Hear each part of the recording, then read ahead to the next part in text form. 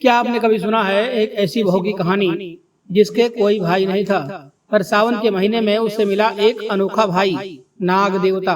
बंधुओं, जब सब बहुओं के भाई सावन में उन्हें लेने आए तो वो अकेली रह गई और रो पड़ी। पर तभी प्रकट हुआ एक ऐसा भाई जिसकी पूंछ पकड़कर वो पहुंच गई नागलोक, जहां सोना चांदी हीरे जवाहरात की भरमार थी। और शुरू हुई एक ऐसी कथा जिसे सुनने मात्र से ही नाग के काटने का भय समाप्त हो जाता है। बंधुओं, क्या आप जानना चाहते हैं कि कैसे सर्प बन गया उसका रक्षक, कैसे उसकी बहन की लाज रखी सर्पदेव ने, और कैसे जन्म हुआ नाग पंचमी जैसे पावन पर्व का? तो जुड़े रहिए हमारे साथ, क्योंकि हम आज आपको सुनाएंगे एक ऐसी कथा जो है भक्ति, वचन, विश्वास और चमत्कारों से भरी हुई। तो वीडियो को अंत तक जरूर देखिएगा और कमेंट बॉक्स में जरूर लिखिए जय नाग देवता की। बोलिए जय नाग देवता भगवान की।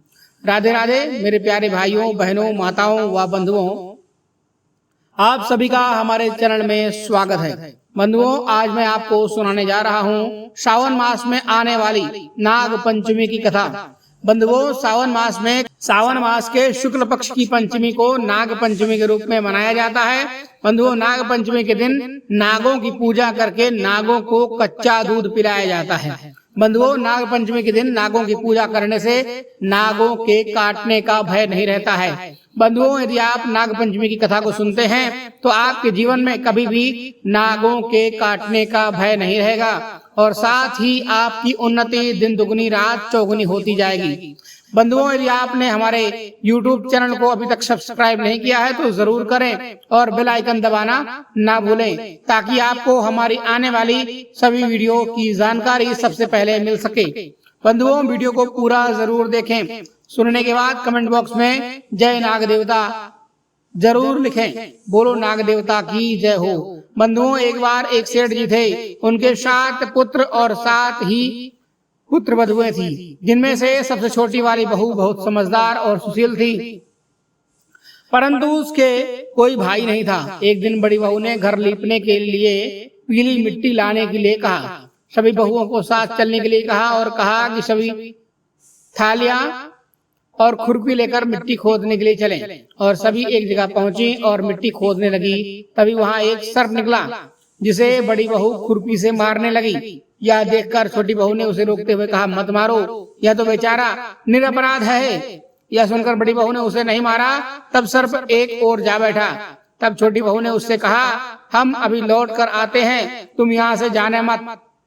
यह कहकर वह सबके साथ मिट्टी लेकर घर चली गई और वहां जाकर घर के काम काज में बिल्कुल भूल गई कि वह तो सर्प से वादा करके आई थी कि वो उसके लिए दूध लेकर आती है।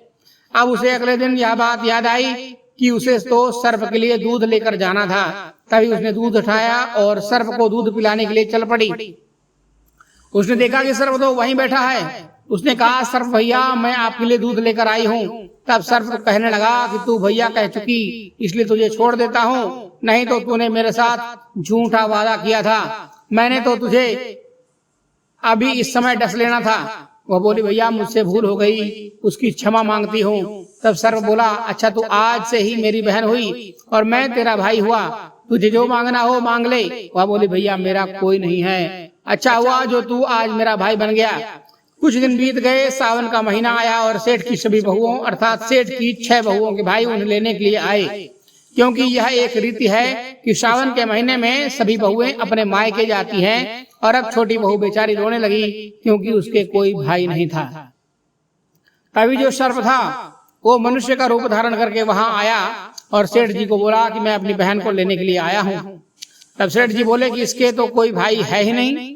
तब उसने कहा कि मैं इसका दूर के रिश्ते में भाई लगता हूँ, बचपन से ही बाहर चला गया था। उसकी विश्वास दिलाने पर घर के लोगों ने छोटी बहू को उसके साथ में भेज दिया। उसने मार्ग में बताया कि मैं वही सर्प हूँ, इसलिए तो डरना नहीं, जहाँ चलने में कठिनाई हो वहाँ मेरी पूंछ पकड़ लेना। उसके कहे अनुसार ही उसने किया और सर्प देवता के नाग लोक में पहुंच गई।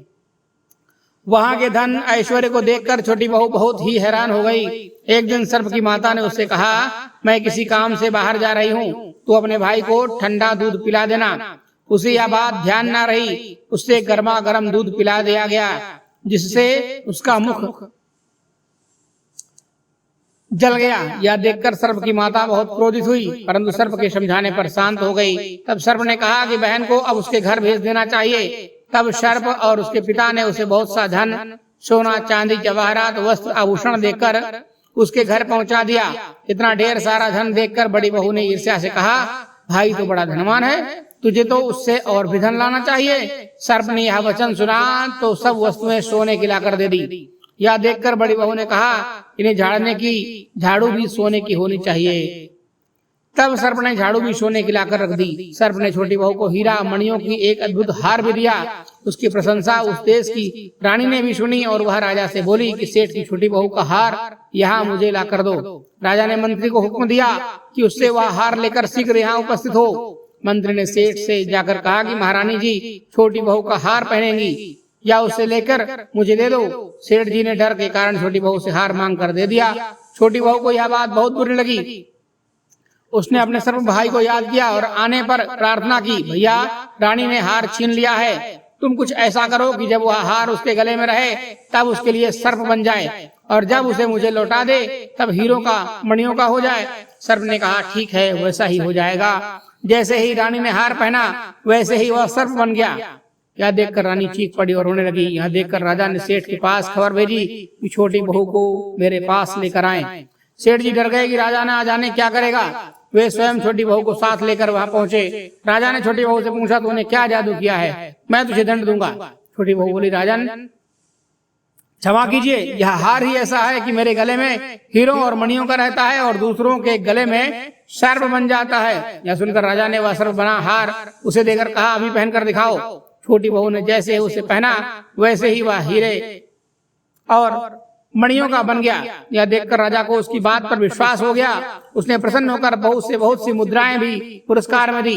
छोटी बहू उन सब वस्तुओं को लेकर और हार को लेकर अपने घर लौट आई। उसके धन को देखकर बड़ी बहू ने ईर्ष्या के कारण उसके पति को सिखाया कि छोटी बहू के पास कहीं से धन आया है। यह सुनकर उसके पति ने अपने पत्नी को बुलाकर कहा, ठीक ठीक बता दे कि यह धन तुझे कौन देता है। तब वह सर्प को याद करने लगी।